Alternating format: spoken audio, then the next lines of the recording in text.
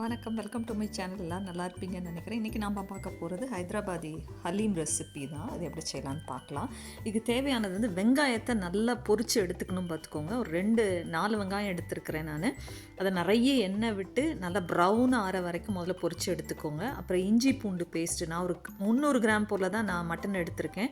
அதுக்காக நான் இந்த ப்ரிப்பரேஷன் நான் சொல்கிறேன். நீங்கள் உங்களுக்கு ஏற்ற மாதிரி நீங்கள் ஜாஸ்தி ஆக்கிக்கோங்க. ஒரு கைப்பிடி வந்து புதினா, கொத்தமல்லி, ஒரு 10 சின்ன பச்சை மிளகா வச்சுருக்கிறேன். ஒரு 6-7 இருக்கும்னு நினைக்கிறேன். இது இஞ்சி பூண்டு பேஸ்ட்டு.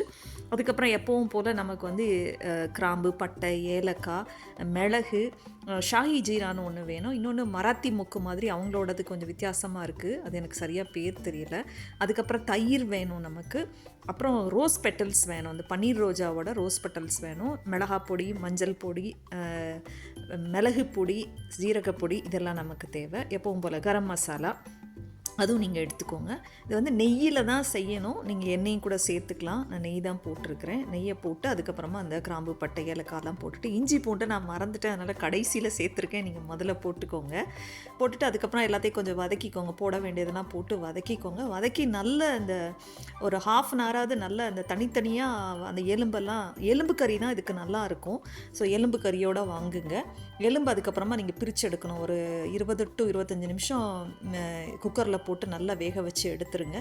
எதெல்லாம் சேர்க்கணுமோ அந்த இதெல்லாம் போடுறேன். நான் கீழே டிஸ்கிரிப்ஷன் பாக்ஸில் எல்லாம் கொடுத்துட்றேன். நீங்கள் அந்த இன்க்ரீடியன்ஸ்லாம் சேர்த்துருங்க. ஸோ அதெல்லாம் போட்டு தயிர் ஊற்றி நீங்கள் என்ன செய்யுங்க, இது கரம் மசாலா போடுறேன்.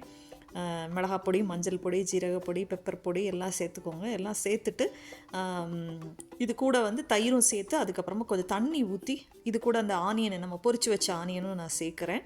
நல்லா ஃப்ரை பண்ணியிருக்கணும் அந்த ஆனியன். அதுதான் அது ஒரு வித்தியாசமான டேஸ்ட் கொடுக்கும். இப்போ பெப்பர் பொடி போடுறேன். இதுக்கப்புறம் அந்த ரோஸ் பெட்டல்ஸும் சேர்த்துக்கிறேன். இருந்ததுன்னா நீங்கள் சேருங்க. ரோஸ் பெட்டல்ஸ் ட்ரைடு இருந்ததுன்னா கூட நீங்கள் சேர்த்துக்கோங்க. அதுக்கப்புறமா குக்கரை நல்லா வேக வச்சுட்டு அதுக்கப்புறமா அந்த போனெல்லாம் நல்லா சூடு ஆறின பிறகு போனெல்லாம் தனியாக பிரித்து எடுத்து ஒரு மேஷர் வச்சு நல்லா மேஷ் பண்ணி எடுத்துருங்க. நான் இப்போ தான் இஞ்சி பூண்டு பேஸ்ட்டு போடுறேன், மறந்துட்டேன் நான். சால்ட்டும் போட்டுக்கோங்க. போட்டு டேஸ்ட் பார்த்துட்டு நீங்கள் குக்கரை மூடி வச்சு நல்லா குக் பண்ணி எடுத்துருங்க. அந்த தண்ணியும் கொஞ்சம் நல்ல எண்ணெயுமா இருக்கும். அதை கொஞ்சம் தனியாக பிரித்து வச்சுக்கிட்டிங்கன்னா அதை சர்வ் பண்ணும்போது மேலே ஊற்றி சர்வ் பண்ணிங்கன்னா நல்லாயிருக்கும். அந்த எண்ணெய் இதுவுமா இருக்கும்ல, தனியாக கலந்து வர்றது தனியாக ஒரு இதில் எடுத்து வச்சுக்கோங்க. அது ஒரு சின்ன டிப்பு. இதில் வந்து பாதாம் கொஞ்சம் ஊற வச்சு எடுத்துக்கோங்க. கேஷ்யூ நட்டும் போடணும். சிலர் வந்து எள்ளு கூட சேர்க்குறாங்க. நிறைய பருப்பு வகைகள் சேர்க்கணும். மூங்தால், அதாவது பாசிப்பருப்பு கூட சேர்த்துக்கோங்க. கடலைப்பருப்பு, துவரம்பருப்பு, உளுந்தம்பருப்பு, பார்லி தேவைப்படும், அரிசி. நான் உடைச்ச ரவா தான், அதாவது கோதுமை ரவா தான் சேர்த்துருக்கேன். முழுசாக கூட நீங்கள் கோதுமை சேர்த்துக்கலாம், அதை ஊற வச்சு சேர்க்கலாம். நான் இது வந்து வறுத்துக்கிறேன். எல்லாத்தையுமே லேசாக வறுத்துட்டு அது கூடயும் கொஞ்சம் பட்டை, கிராம்பு, ஏலக்காய் இதுவும் சேர்த்துக்கிறேன். சேர்த்துட்டு இதை வந்து நம்ம என்ன செஞ்சிடலாம், மிக்சியில் நான் பொடி பண்ணி போடுறேன். நீங்கள் நேராகவே கொஞ்சம் நேரம் ஒரு 2-3 மணி நேரம் ஊற வச்சுட்டு அதை அப்படியே குக்கரில் கூட குக் பண்ணி நல்ல பாரிஜ் மாதிரி என்ன செய்யலாம், நல்லா மேஷ் ஆகிற மாதிரி, நம்ம வெண்பொங்கலுக்கு இது பண்ணுற மாதிரி நல்லா மேஷ் பண்ணி நீங்கள் எடுத்துக்கலாம். இங்கே வந்து நான் வந்து வறுத்து அதுக்கப்புறமா நான் மிக்சியில் போட்டு 1-2 நான் திரிச்சு எடுத்துக்கிறேன். எடுத்துகிட்டு அதுக்கப்புறமா நான் ஓப்பன் பாட்டில் தான் வைக்கிறேன். நீங்கள் குக்கரில் வைக்கிறனா கூட வைக்கலாம். நான் இதை வந்து என்ன செய்கிறேன், நிறைய தண்ணி ஊற்றி இதை வந்து குக் பண்ண போகிறேன். இதுதான் எல்லாத்தையும் போட்டு லேசாக வறுத்து எடுக்கிறேன், கொஞ்சம் வாசமாக நல்லா இருக்கும் அப்படிங்கிறதுக்காக. ஆறின பிறகு மிக்சியில் போட்டு அரைச்சிட்டு நான் ஒரு டப்பா கூட வச்சுட்டேன். இதே கூட தனியாக நீங்கள் சின்ன பிள்ளைங்களுக்குலாம் கொடுத்தீங்கன்னா கூட நல்லா ஹெல்த்தியாக இருக்கும்னு நினைக்கிறேன். இதுவுமே கீயில் வந்து நிறைய கீ தான் இதில் தேவைப்படும். ஸோ ஒரு 4 ஸ்பூன் கிட்ட 3-4 ஸ்பூன் போட்டு அதிலே லேசாக வறுத்து எடுத்துட்டு இப்போ போடுறது வந்து இந்த பவுட்ரு அரைச்சி வச்சுருந்தேன்ல, அதை தான் ஒரு 5-6 ஸ்பூன் நான் தேவையான அளவு எடுத்துக்கிறேன். இதை ரெடியாக வச்சுருந்தீங்கன்னா நீங்கள் வந்து குயிக்காக நீங்கள் இதை பண்ணிடலாம். இது வந்து ரொம்ப டைமே எடுக்காது. ரெடிமேடும் கிடைக்கிது உங்களுக்கு.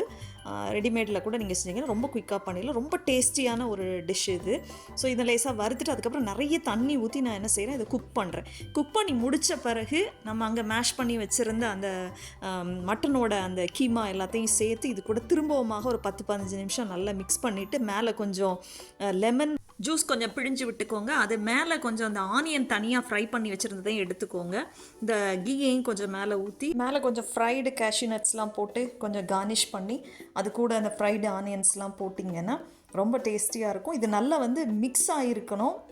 ஒரு கொழன்னு தான் இருக்கும் பார்த்துக்கோங்க. எலாஸ்டிக் மாதிரி வரணும், கிட்டத்தட்ட கேக் பேட்டர் மாதிரி வரணும். நல்ல டேஸ்டியாக இருக்கும். அப்படியே நீங்கள் சாப்பிட்லாம், ரொட்டி கூட தொட்டும் சாப்பிட்லாம். தேங்க்யூ ஃபார் வாட்சிங்.